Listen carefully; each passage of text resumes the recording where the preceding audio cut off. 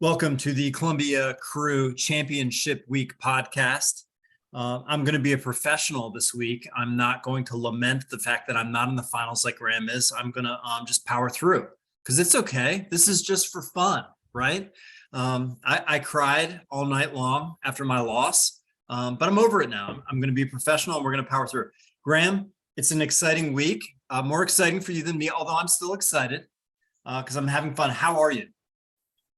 I'm good. I'm worried. I got a lot of Q's on my roster right now. I noticed.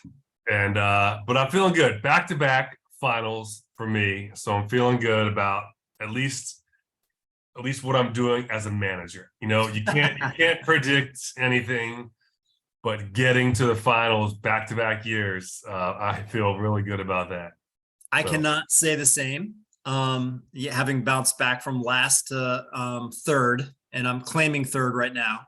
But you know, it's that's the way this league goes. I mean, Miller crushed it last year. He was on fire. No one could touch him. He won the whole thing. A similar run to what Hammond's had this year. Hammond texted me and he said, you know, it was kind of easy this year. I didn't really worry too much at all throughout the season. I was like, you bastard, because I worried every week. But sometimes you have those years where it's just like everything's coming easy. I'm not worried about my roster. And we'll go over that. We'll go over that roster construction later in the podcast. We'll talk about why he did have it easy. It's really interesting when you look at the two matchups in the finals. I think you all of our watchers here, all of our listeners are going to get a good kick about the research that's done behind the scenes in this podcast. Yeah, I was really impressed. We'll talk about it. We'll talk about how he built his roster, how it remained intact, and we'll compare your roster to his. And it's really interesting. But let's do this. And I'll give credit to you, Graham. This was kind of your itinerary. Let's look at last week's matchups, and you're going to pull up a screen, and then we'll talk about, you know, we'll make our predictions for this week's matchups, of course. Let's start with what the Steamers and Cretin. We'll start there. Is that a good place to start? Yeah, last week, this was a battle to see who was going to be fighting for the one of the teams to be fighting for the pink plate. Yeah. So the loser is in the pink plate battle, which is in this case Cleveland Steamers. Yeah. So the numbers are just pathetic. I mean, you look at the numbers they put up, like 150, 187. I mean, this is why these guys are here. I mean, Craig obviously 7-7. He missed the real man's playoffs by points. But I mean, look at this. This 154 points is just pathetic. It's terrible. And look, when you're playing Juju Smith-Schuster as your wide receiver one, Deontay Johnson, Terry McLaurin. I mean, it's just three wide receiver threes or even flex as your top receivers. Same thing with Cretin, McKenzie, DJ Moore, Ayuk. I mean, these are guys that are second, third tier, either because of their situation they're in or because of just their talent. Yeah, I mean, Ayuk is so like not on our radar that we're not even pronouncing his name right. So I mean, that's not a good sign, you know. Yeah. And it's like, and to give Ski credit, I mean, a lot of his guys are not on his team because he was prepping for next year. He's rebuilding. He's still fighting for it. I'm not saying he's giving up, but you know, I mean, this is kind of what happens. You know, you're going to be relegated to the losers bracket, and you start looking towards next year. So I mean, the fact that Geno Smith hasn't had a good week in about at least a month. And, you know, that's what he's got to go with. And like I said in the last pod, I mean, this is the kind of lineup where you could pull guys off the waiver wire and just, you know, maybe have some fun with it. But, you know, it was not a good showing by either of them. Disappointing by Craig being 7-7. He's got a team built by running backs, and they just didn't come through for him. And look, Jalen Hurts being injured doesn't help. I mean, that he had him as his team. He'll be good next year because he was a late round draft pick for Craig. So he'll be good. And then look, Ski left 40 points on the bench from his running back and wide receiver that could have been there. Yeah. I mean, put Latavius Murray in there. I mean, gosh, Latavius Murray, it's like that's the kind of guy you draft, like, you know, right when the bartender's going like last call and you've had like 6 beers and you got to get home from Nottingham's after a few too many, and you're like, oh yeah, I'll take this strange thing home right now, and that's Latavius Murray at this point. Yeah, Latavius is like the lights have been flashing for a half hour, but you keep ignoring the fact that they're on because you're hoping that the night will never end, and then that's what you end up with in the car, you know. Yeah. So Cretin moves on. he moves And down. by the way, we both predicted Craig would win that match if Yeah. memory serves. So Yeah. that was a good call by us. Let's look at the High Life and Coach Roach, and again another Coach Roach team. Now was Roach, respectable score. Respectable score. He was Yep. 30 points, 40 points out of being in the men's playoffs. But he's got a good team. Just missed a couple things. I mean, obviously, look, he had a guy. Two wide receivers put up. Yo, Less than 2 I'm points. sorry. I called this last week. I was like, why do you want Mac Hollins on your starting roster? Go pick up someone from the waiver wire. We mentioned about 5 names that all scored more than him. So Yeah. what else can we do, Graham? Yeah, but he did put up 227, and this is a classic example of Roach does a lot of good things. Yep. And does some dumb things that could have put him somewhere else. Who knows? And then High Life just having a crappy season. I mean, he started in San Francisco's quarterback, Jerry Judy, Drake London, Ray McLeod. I mean, he's just he's sitting pretty for next year. If he gets the pink plate, he's got 2nd, 3rd, and 5th round extra picks. He's going to be Yeah, no excuses for Miller next year. If he doesn't finish top 3 next year, it's going to be a disappointing season for him because he's got double picks in like most of the rounds in the beginning. So yeah, and not much on the bench here. I mean, although Dak did put up 60 points here in the bench, as compared to Purdy, but that's just that's a tough thing. If you look at Dak, I mean, he's in kind of hit or miss this last bit, 30 points, 40 points, 30 points. Put up 60 against a good Philly team. Who would have thought that? We talked about that in the last podcast that, Philly's got a good defense, but things changed. I do find that with Dak, and I dropped him. That's how Miller got him because I was considering, keeping him for next year. And as I analyze my keepers, I would rather have Herbert than Dak next year. But what I do find with guys like Dak and a couple other high level quarterbacks is that they put up points when the game is really competitive. I don't care about the defense. If the team they're playing kind of sucks, Dak's going to put up 35 and hand it off and hand it off and hand it off. And that's the weird thing about Dallas is they have a great record in real life football. They have a great record this year. And part of it's because of their running game. Dak doesn't have to show out unless it's really competitive. And so it's funny when you see that little green matchup on the Yahoo, you can almost predict Dak's going to give you 40 points because he doesn't need to show out. And against that Philly defense, it was a competitive game. He had to do Dak stuff, and he showed up. So there's I think 5 quarterbacks in the league that do that. I don't care what the matchup is. If it's going to be a close game, they're going to put up points, and Dak falls into that category. Yeah. I mean, face it, these guys, if you're a quarterback at this level, you are extremely competitive. Yeah. And so, when it comes down to a close game, you're going to do whatever it takes to win. So that does you're right. It makes sense that would happen. Hey, let me ask you, had he started Dak, would he have come close to winning? Yeah, because that's 30 points there. So if you look at giving him 25 minus 34 is oh my gosh, he would have lost by 3 points. He would have lost by he would have been what the fuck? Okay. Oh yeah, and he still would have lost, but it would have been. Now, what I've noticed about Eric this year, and we all have our issues, and I certainly tried to combat mine from last year, but this year I've noticed that he tends to, maybe it's after he knew he was out of it, but he tends to start the guys he likes over the rational decision because I know Purdy has thrown, he's a good story, but he's basically a rich man's Washington quarterback. He's the guy's not a world beater, so if you have Purdy or Dak Prescott and you're just thinking rationally, but I just wonder, it's one of those things where you think that, he has so many weapons that these quick outs and slants are going to give him completions and give him some chances because he's got Kittle, he's got McCaffrey, he's got Ayuk, whatever. I can't pronounce his name, but he has weapons. You think that he would be able to score off of that. So I guess, man, but say what you will about Washington. I mean, look at the matchup, dude. I mean, Washington, the one thing that Washington's done well, I mean, they're a top 5 defense they're a good defense. They're a horrible franchise, but their defense has been solid this year. I don't know. whatever. It's all hindsight. You don't really know, but Yeah. yeah.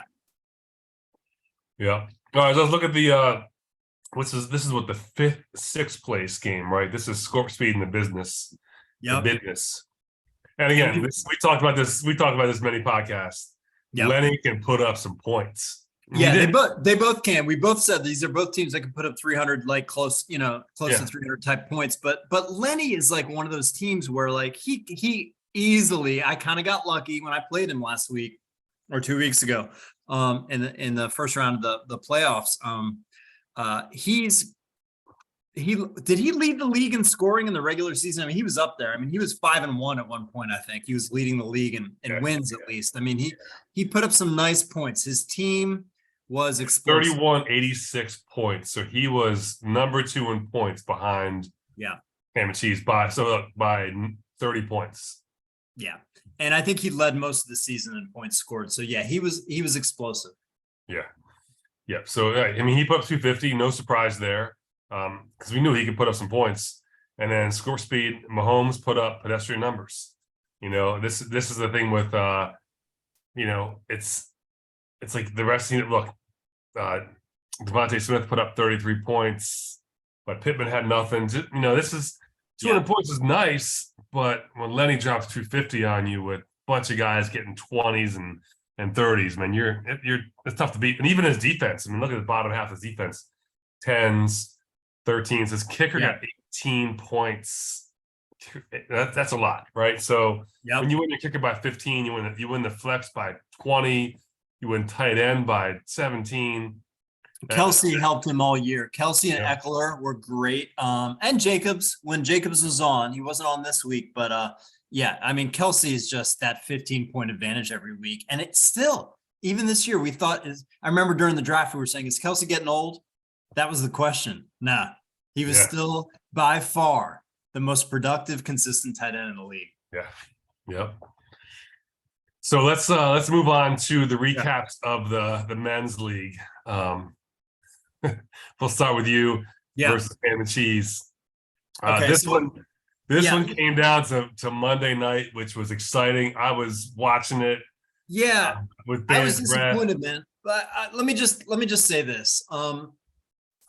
Like I told you before the podcast started, I'm at peace with it because initially going into Monday night, I was really mad at myself for, starting Nick Folk, who I told myself a month ago, don't start him in the semifinal week. I started him last week because he was in a dome and he put up 15 points or whatever. And then I just kind of forgot about it, man. It was Christmas. It was crazy. And this MFer puts up -2. I was so mad at myself. I had lost. That was a 10-point loss there. And then, I'd made some defensive moves. I almost dropped Poyer out of there. He gave me 1 point. So I was fretting all of these like bad decisions I knew that every point was going to matter. But at the end of Monday night, when Herbert, all I needed was 57 points going into Monday. And I thought to myself, you had Herbert, you had Mike Williams. Yeah, I had Herbert and Mike Williams. And I said, even if Herbert gives me an average 45-point day for Herbert, Mike Williams only needs to give me 12. And I thought, this is doable, man. But when Herbert puts up 26, I just thought to myself, sometimes shit happens. It wasn't my year. For whatever, I'm at peace with it. No matter what I had done in the rest of my roster, that kind of output for a top 5 quarterback is an anomaly. It happened. I can't control it. I'm okay with it. And if you look at Herbert's, weeks, he had let me down a little bit the week before, but I overcame it with my other performances. Then got 63, 49, 69, 48. His average bad week would have been 45. So I thought I was going to be fine. I just can't control a 26-point game.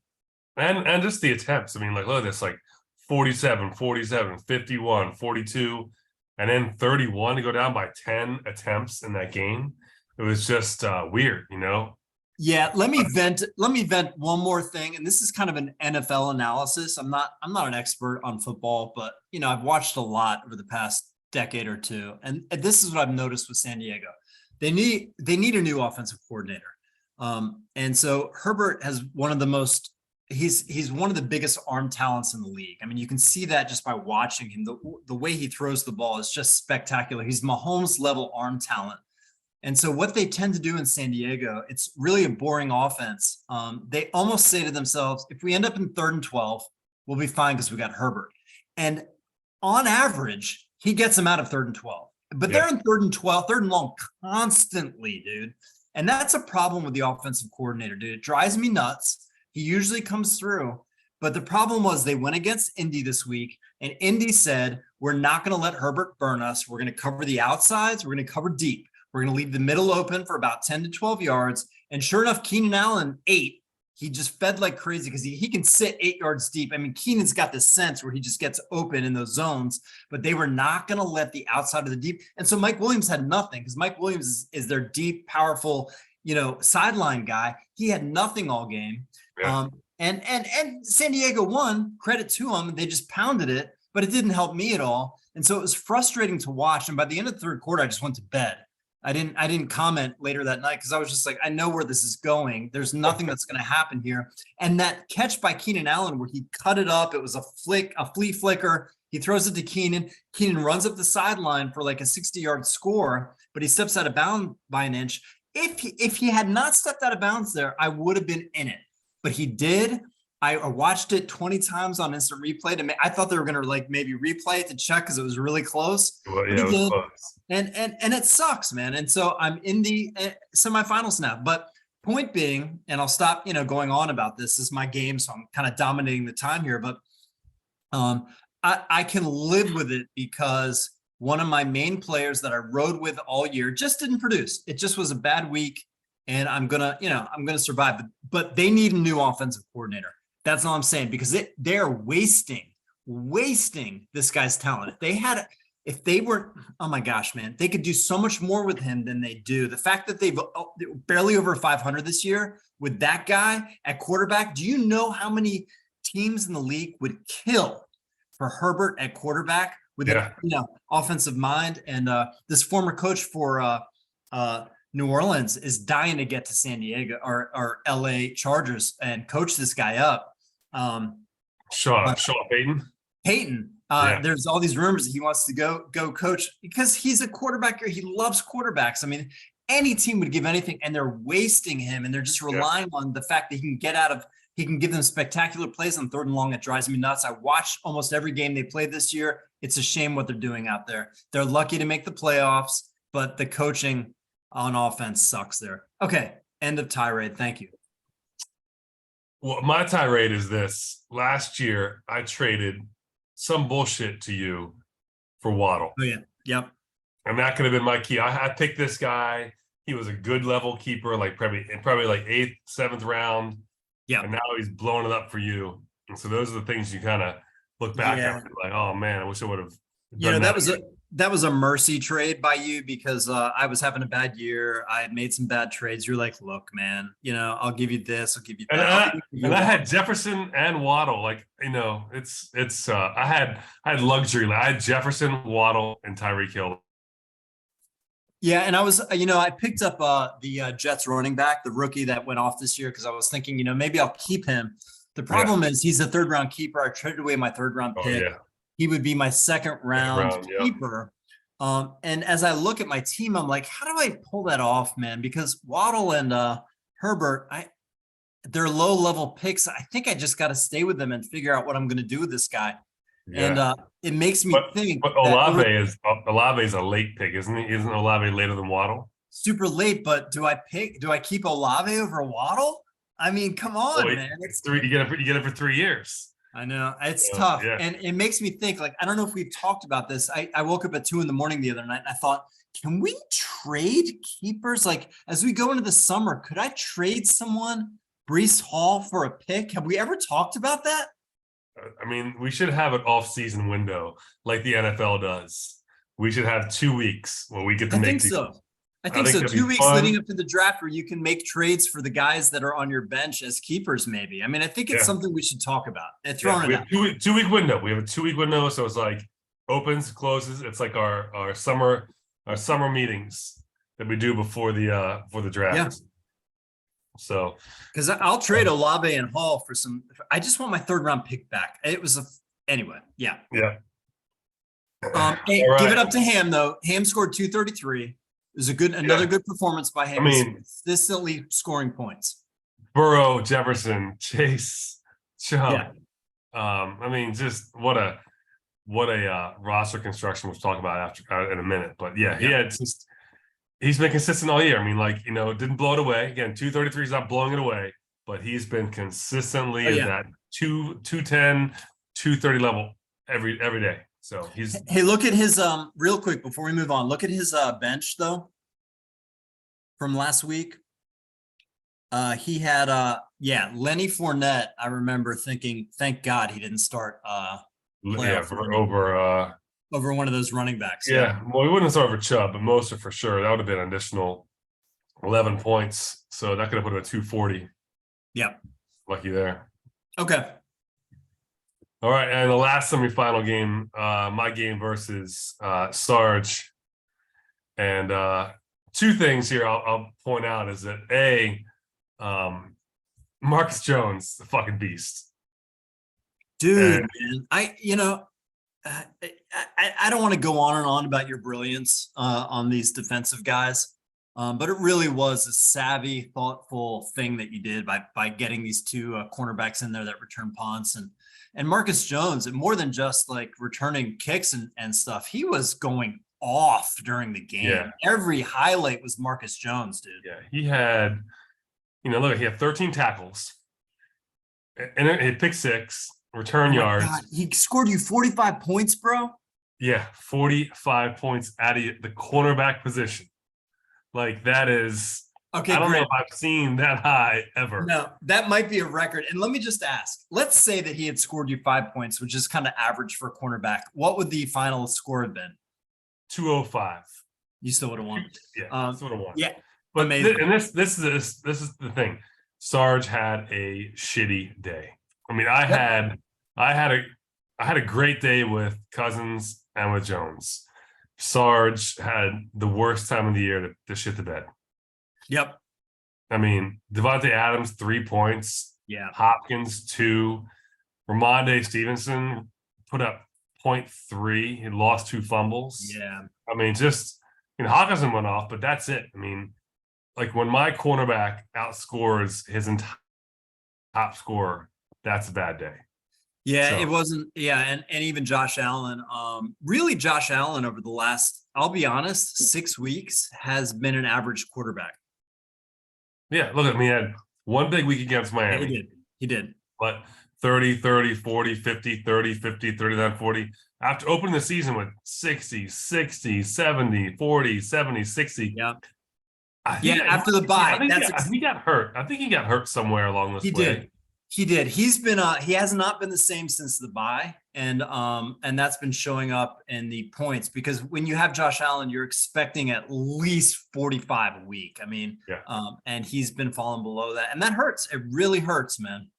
Yeah. So that was this bad week for him. And I was, Kayshawn Nixon, I was watching that game on he had like a 70-yard punt return or kickoff return that almost went to the house. And, he ran at 75 yards, got pushed out. And I just kept thinking, man, when it rains, it pours. He ended up pulling a groin or a hamstring and sat out the second half. But, these guys, it's been a fine for me to get these cornerbacks that can get some points. It may be over, though, now, Graham, because both we'll talk about this week's matchups, but both these guys are hurt for you now. Yeah. Yeah, so let's go over the matchups then for this week. Let's make our picks. We'll look at again. We'll start with the poop vector. We'll go with the Eastern Shore battle. Okay. So this is gonna be Craig and Coach Roach. This is for the championship of the losers bracket. Yep, we already got some points from Ezekiel. He's got 7 rush yards. But the projections are, Coach Roach is higher. Yeah. Goff versus Hurts. Hurts is questionable if he's going to play or not. We'll see what happens there. I don't really have a favorite in this. I mean, I feel like Roach has got this. I feel like Roach has had Bryce for a year. Yeah. I would advise Roach to get Hollins out of there, especially because Derek Carr has been relegated to third string, and we don't know what's going to be going on in Las Vegas. I would not be starting any of their players, including Adams. I mean, how it's going to be ugly. Yeah. And then again, Carter is a fourth string receiver for LA. Slayton I like because that's all they have in New York. And I like Goff a lot. I mean, Goff has come through for Roach.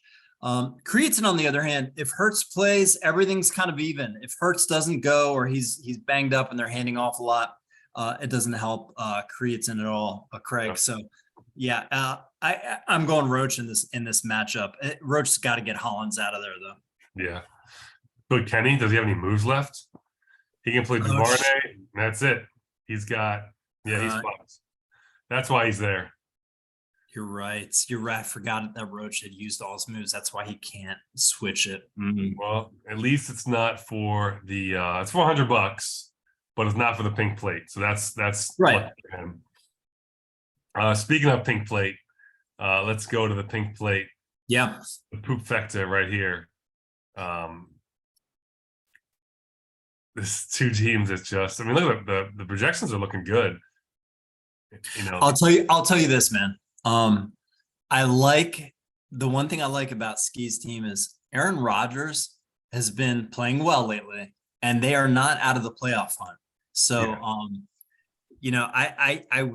I can envision a world because Minnesota doesn't have a great defense. I can envision a world where Rodgers says, "Look, I'm not quite retired yet, and I'm taking Kirk Cousins down." Now, I'm not saying Kirk's not going to score points, but I think that Green Bay could potentially win this game because Aaron Rodgers knows they got to win out to make the playoffs. And I think he's going to put up points there. And we can see with Dak, they're going to beat Tennessee. And so does Dak go off or does Dak just hand the ball off? And so Dak puts up 30 points. Yeah, he's going to have another. I mean, he's got 4 points now. He's going to score well in the first quarters into the second quarter. And then he's going to calm down because he's not going to need to do much. So he's going to have another 35 to 42 point performance, almost guarantee it. And we're recording this as Thursday night football is starting. So we don't know. Yeah. And I guess we'll Ski put a defensive player in there? Or is he going to try to hold? He has to. He'll probably drop Latavius Murray and put up a D player there. That's probably what he'll end up doing.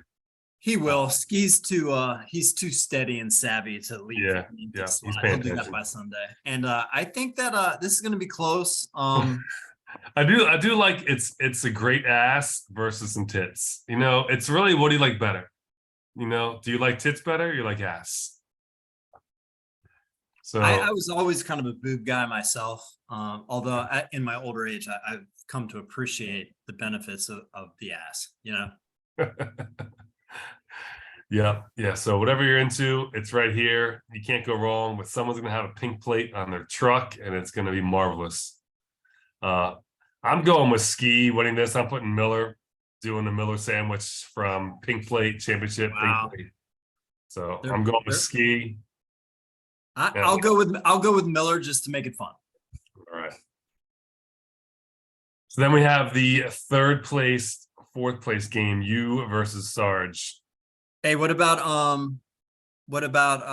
because Lenny and Eric are done, aren't they? Lenny and Eric are done.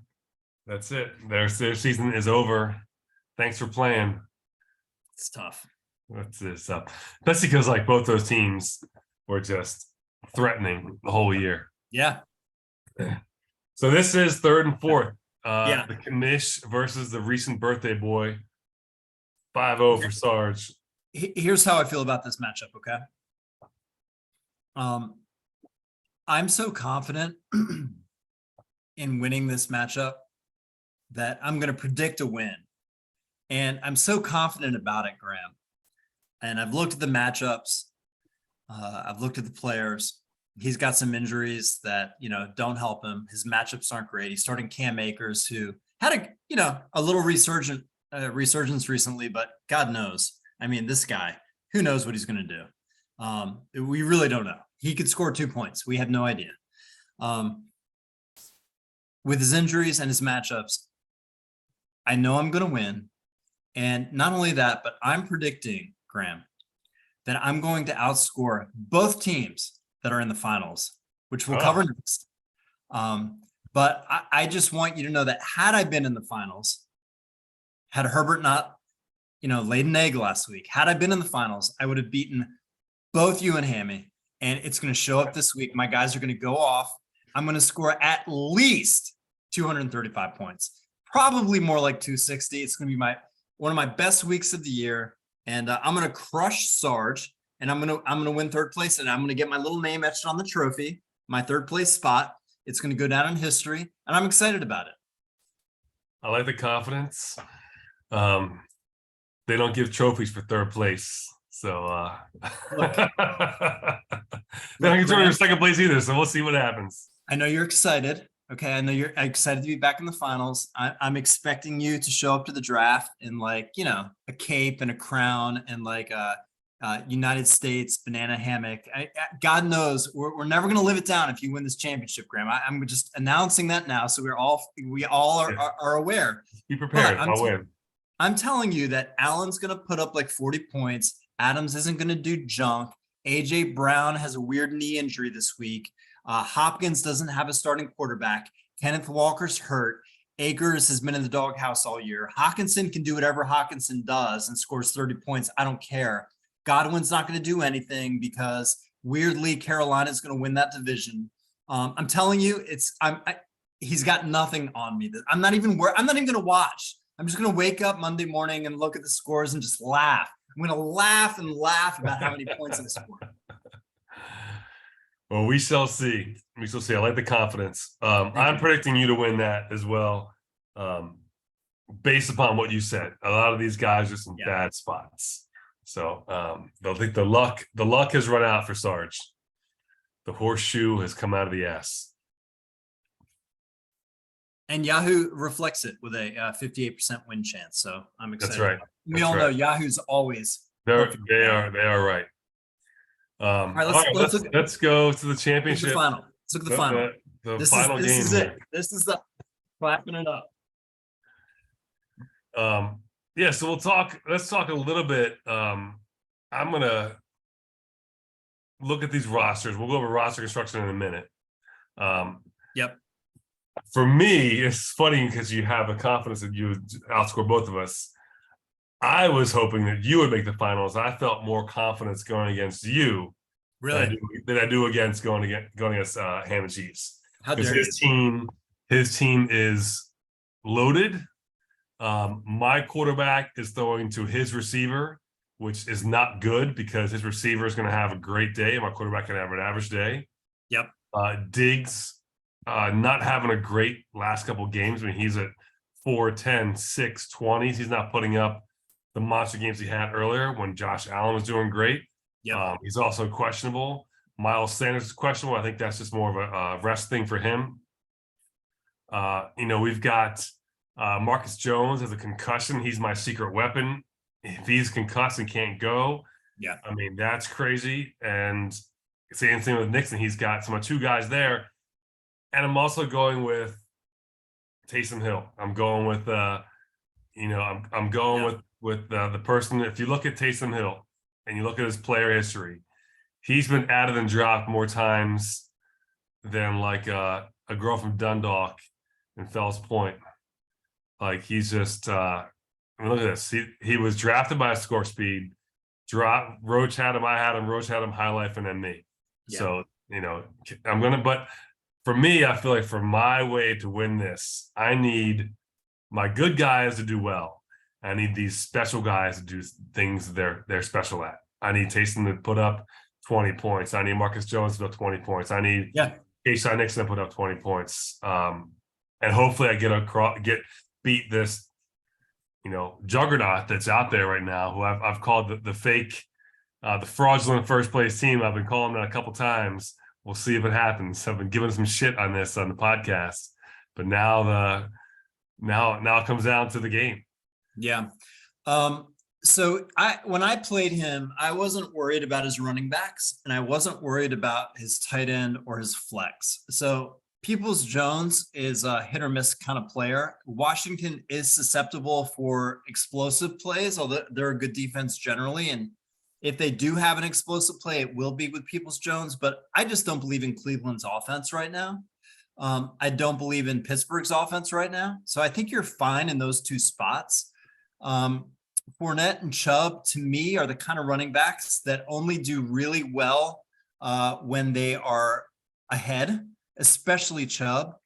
The thing that scared me about Chris's team are for some reason at the end of the year, Burrow goes nuts, and he's doing that right now. So he's gonna, he could score 60 easily.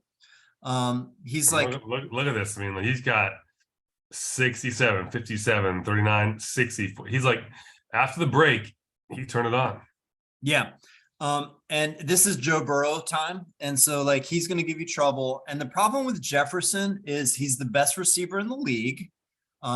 He's the most talented, and he's going after records right now. And to me, that's always a concern when they're that close to setting. I'm talking about NFL records, not just Minnesota records. He's going after, and Kirk knows that. And he's lighting. Look at his weeks the past 3 weeks: 44, 32, 33.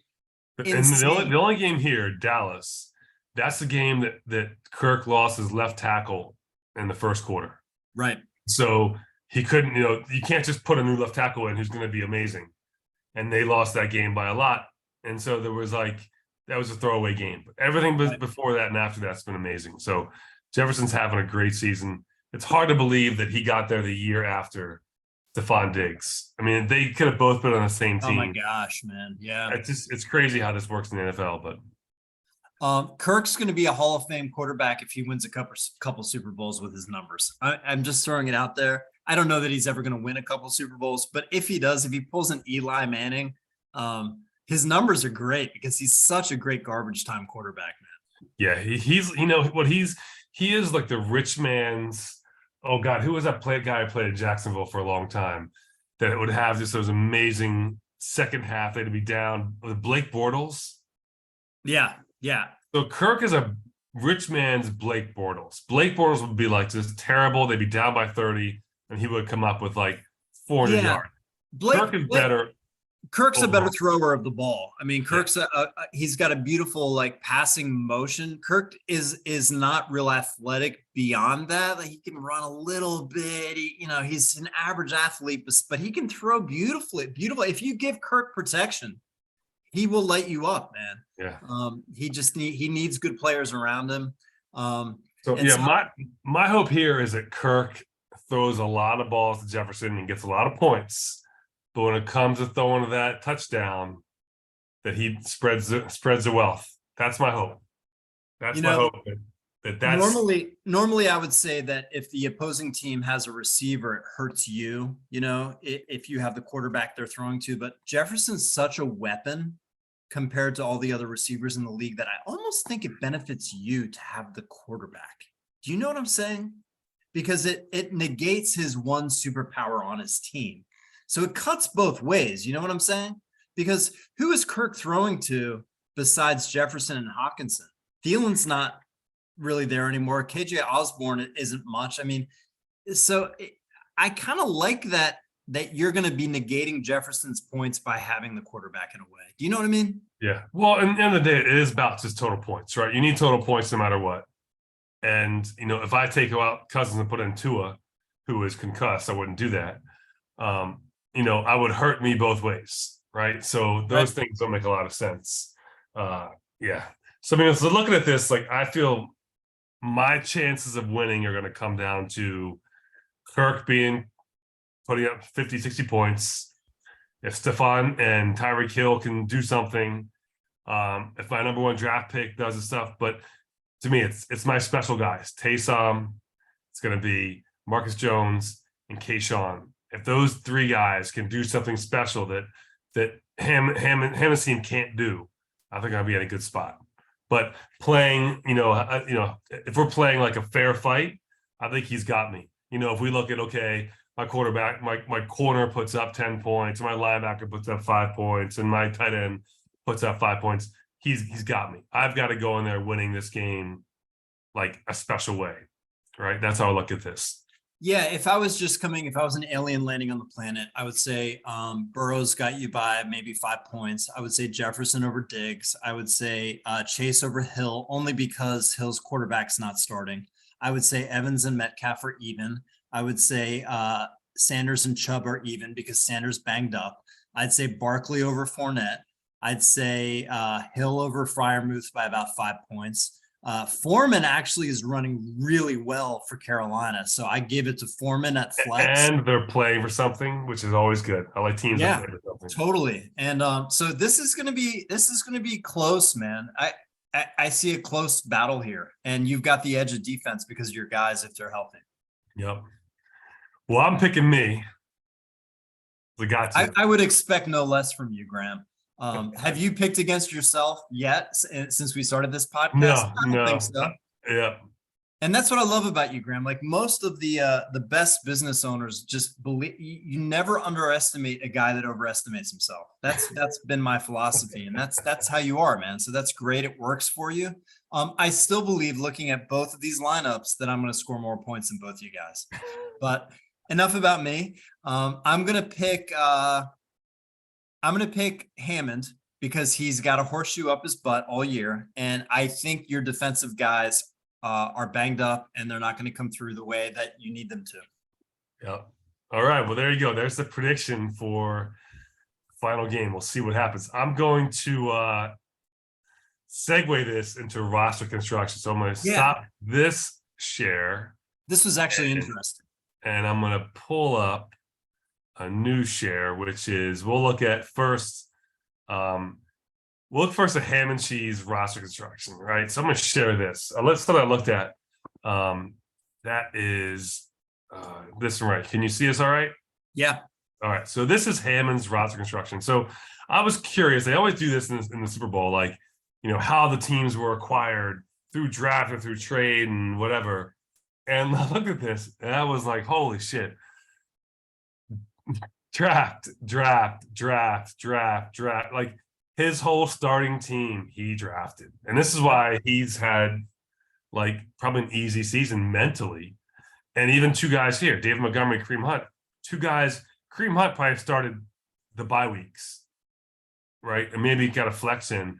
Yep. But he had 1, 2, 3, 4, 5, 6. He had 8 guys on his offense that he drafted. And that's amazing. To me, that is, you know, I don't know if that's preparation, if it's luck, but whatever it is, it was pretty amazing to see like how many guys he drafted that are playing on his team and starting for his team. Yeah, and it just goes to show that like the draft matters. You can build a good team off waivers, but it's tough because there's so many vultures out there in our league, and guys are hitting the waiver wire early. It's hard, but if you draft well, it can be really helpful, and he did. Yeah, and his keepers, I don't know who his keepers were. His keepers, his keepers were probably what? Jamar Chase probably a keeper, I imagine. I can't remember his keepers. I can find out real quick if you want to come back to me. Yeah. So, but it's amazing, like, you know, hats off to Hammond for drafting a great team. I mean, he basically drafted, you know, 8 starters in over 19 rounds. And Leonard Fournette, my guess is Leonard Fournette might have been his other keeper, but you'll pick that up in a minute. Yeah, it was Lenny. It was playoff Lenny. Yep. Oh yeah, 19th round, and then he had Jamar Chase 6th round. I mean, that's right. That's great. And then so that's one way to get to the finals. We'll show you another way to get to the finals. This is my construction here, 8 ball. So if you look at my team, I had my quarterback waiver wire, but my keeper was Stephon Diggs, but he is my keeper. Yep. But 2 trades, which of course I said everyone trades. 2 of those trades got me here. A lot of waivers, but I did draft Max Crosby, and he was a defensive player for me the whole year, and he might win some award somewhere for whatever he gets. But he's been a great player for Vegas. But this is a team built on waivers and trades, like three draft picks versus 8. And that's just the difference. I mean, like, I made some trades, so some of my drafts are traded away, but you can get there through the waivers and through trading. Yeah, you can. And when you showed me this earlier this week, it brought up two things to me. First of all, I looked at my defensive players. I think most of us are going to have mostly waiver pickups at defense because you get to feel who's doing well on defense. So that's not uncommon. But what I noticed about my team when I looked at it, I was like, well, how many, I tried really hard to keep my draft picks on my squad this year because I didn't want to go crazy like last year with all these stupid trades. And I did. But what I noticed was the first 6 rounds made up my team. And after that, like rounds 7 through 13, that's like no man's zone. It's like so hit or miss. A couple of us hit in those rounds, but it's hard to find someone that's actually going to stay on your team all year. That's like we're shooting in the dark. I remember Lenny drafted his running back from Vegas like round 9 or something. But that's a rarity that you find someone that's really going to blow up at that late phase of the draft. You know what I mean? Yeah. I drafted Miles Sanders in the 21st round. And he's a starting quarterback for Philadelphia. And I think everyone thought Gainwell was going to get it, but everything I read said Sanders. Yeah. What I think is interesting about this is when I think you look at these later rounds when it comes to the draft is make a reach for the defensive players earlier that will make a huge difference. Like a Roquan Smith, right? Getting him like in round 9, he won't be like, you're going to have somebody average around 15, but to reach for Roquan Smith at 9, who can sit in your lineup the whole year and be 4 points difference every week, and then go and get, the backup running back for a team you know is going to do well. That is one ACL away from being the starting like Kenneth Walker, the third. He was a late pick. We all knew he was going to get the starting job eventually, but he was a late pick, and that's what you save for those later rounds. So the more analysis we do out of this, the more we can see here's how you should draft. And it's funny because that pick where Sarge almost fell through the window, he was running to get a linebacker from Tampa Bay. I think it might have been Levante David, but I can't remember now. It was one of those like 5 linebackers they have. Who showed out. I mean, I think round 9 is like the place where you want to get that stalwart linebacker who's going to be on your team all year. And instead of gambling on some rando rookie receiver who's not going to show up till week 10. Well, and even that, like, I think that someone picked up drafted Pickens like round 9 or 10. I did. But he was dropped by 3 teams. So that rookie receiver, I think that one of those things like, oh, I want to get him early. And actually it's like, no, just you can get him on waivers whenever you want. Whenever you want. I mean, because that Justin Jefferson rookie receiver season is really rare. Yeah, for sure. And if you get it, awesome. But chances are you're not. So, and to me, this is why I don't mind trading draft picks, because I feel like I pay attention enough to pick up someone's or make a trade, like make enough trade offers, or someone goes, you know what, I'll do that. And you and I are going to have to do that next year. Yeah. Because it got us to the top 3. And now we're going to have to make sure that we're very acute with our observations of the waiver wire next year, because we're and Miller, on the other hand, has a chance to really set himself up well. Yeah. I mean, he's got 2nd, 3rd, and 5th round extra picks. I mean, that's going to be, he's going to have the thick binder coming out. Good stuff, man. Well, that's the season right there. We have tonight, Saturday, Sunday, Monday. It's crazy. Yeah, man. It was a great season, man. It was really competitive. I mean, there was one week, I forget, where like we had 6 teams that were at 500. I mean, it was like just one of, I think 2 teams were out of it, but for the most part, 8 out of 10 teams were in the thick of the playoff hunt until the late part of the season. So, just a testament to how well versed we all are and what's going on here. And it's a great league, man. We're familiar with the rules. We know what to do. It's a lot of fun. It's competitive. Yeah, I mean, really, if you think about it, like the 8th place team had the same record as the 4th place team. right? Like that. Yeah. That's 4, 5, 6, 7, 8, all tied at 7-7. And High Life, he made a blunder by going with Trey, guy in San Francisco. Yeah, it's Trey Lyles. Like he made a blunder, and I think didn't he have Josh Allen? Or no, he could have kept Josh. He could have kept Josh. He could have kept someone else too. But I think that was the thing. That's kind of kicked off. That's my point with Miller's year. He kind of went hometown favorites. He was feeling himself. He was feeling a little confident, overconfident, and was like, I'm just going to pick the guys I like. And I remember he sent an email. He was like, my kids picked my keepers for me, and they wanted to go with Trey Lance. And, and I was like, okay. And who knows? Maybe Trey Lance, if he didn't get hurt, would have just lit the world on fire. But maybe not. Yeah, we'll put that pink plate on your kid's electric car, driving around the neighborhood. Yeah, it's just funny. I mean, like, so two teams did that, and teams that look, we all know what Ski delivers. He's always pays attention. He's had some bad luck, right? He had Russell Wilson, as he mentioned before, too much Denver for him. Yep. So and no one could have predicted that Denver would have been this bad. No one. None of the analysts I listened to thought Denver was going to have a bad offensive season. Yeah. All right, so we're going to have, I guess, one more podcast.